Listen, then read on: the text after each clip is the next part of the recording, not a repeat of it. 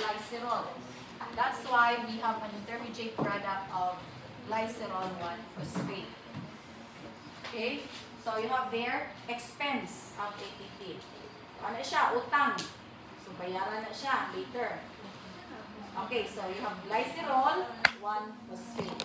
Now, si glycerol 1-phosphate mo give off na po siya og electron.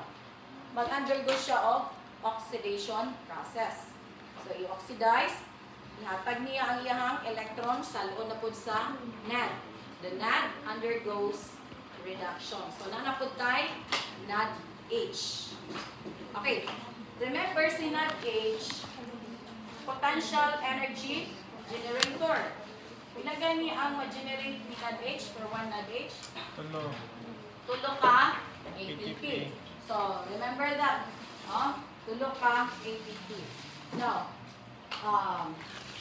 when glycerol 1-phosphate gives off its electron, so, ang glycerol 1-phosphate is now converted into dihydroxyacetone phosphate. Dili na dayon mo enter ang pathway. Okay, are you still with me? Okay, can you still remember this? Glycolysis.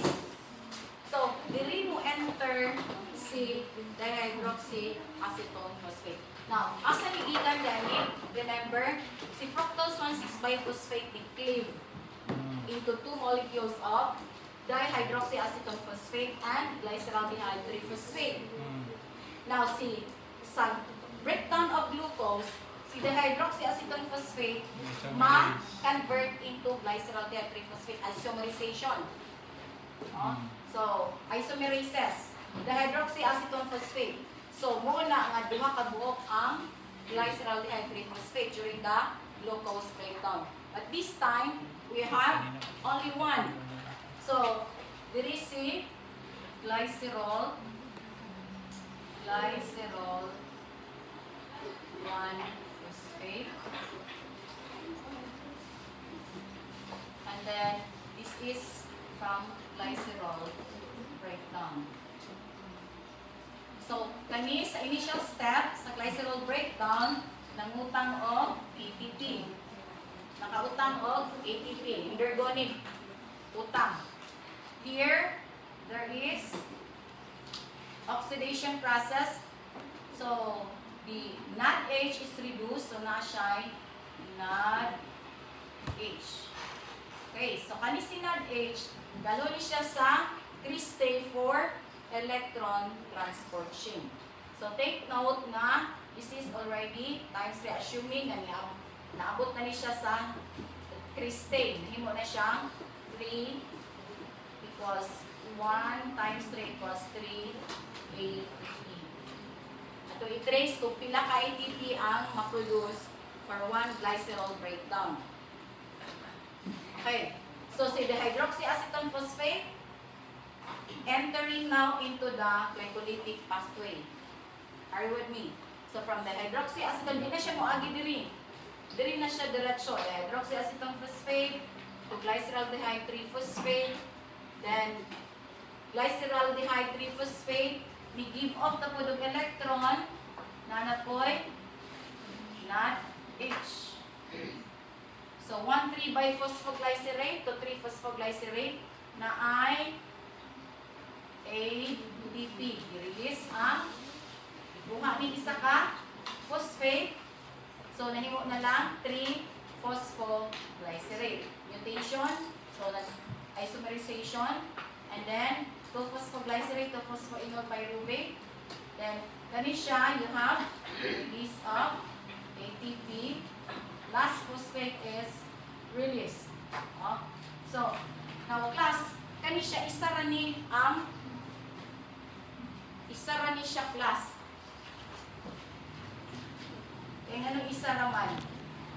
Kaya, dili man siya na-cleave from fructose 1,6-biphosphate.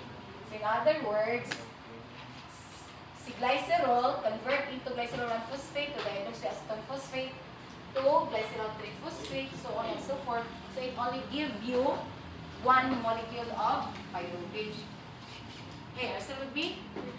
So, kani si NADH, dalo na po sa cristae for electron transport. chain. So, times 3 na po na siya.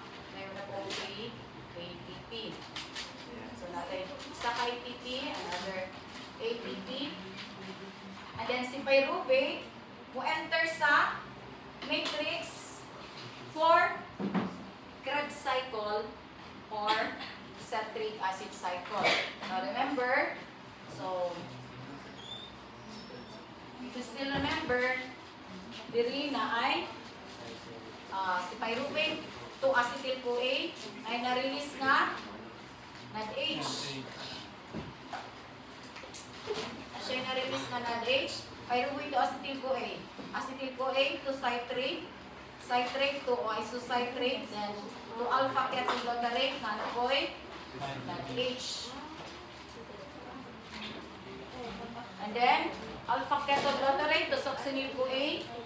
Another NADH.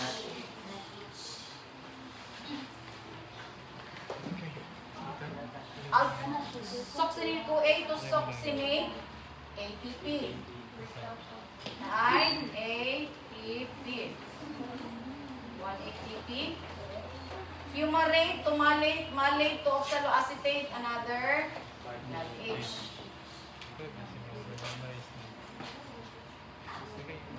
So, tanan nga NADH involved during the breaking of glycerol dalon sa crystate for electron transport chain. Okay, are you still with me? So, kwinta na to daw. Oh. So, we have NADH times 3 plus 3 ATP. So, you have another 3 ATP, another 3 ATP. 3 ATP. Then kani another 3 ATP. Okay. NADH. Okay, remember na after dito sa succinate of fumarate napatay FADH2. Natay FADH2. Isa ka molecule. Oh. So, kani siya, 3 ATP, na isa ka ATP. Then, FADH2 is times 2. This is 2 ATP. Dayon kani times 3.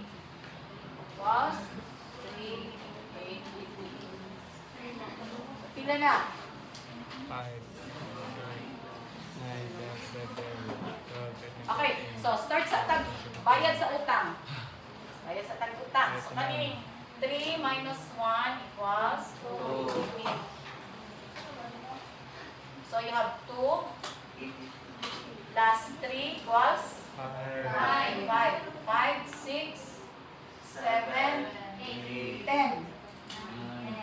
Then, 13, 16, 13,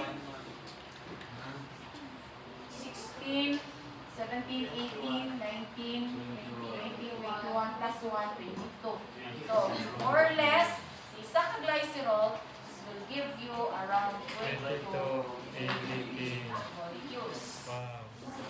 So, si glycerol lang na class, will labot si fatty acid. Ha? Ang basta, di na daw ang pagkaon. Hindi ng pagkaon. Sige, pasagdan. Hindi na ito makakaon mo. Ay. Tubig na lang. Tubig na lang daw, ma'am. Tubig na bitaw ka. Iyobod. Mag-water na lang. Iyobod. Mga magsagdam. Mag-fasting na ito. Now, why labot so si bulalo, for every molecule of glycerol that is broken, it will give you more or less a net of 22 ATP molecules. Why labot kang fatty acid? Okay, galita kang fatty acid. Fatty acid is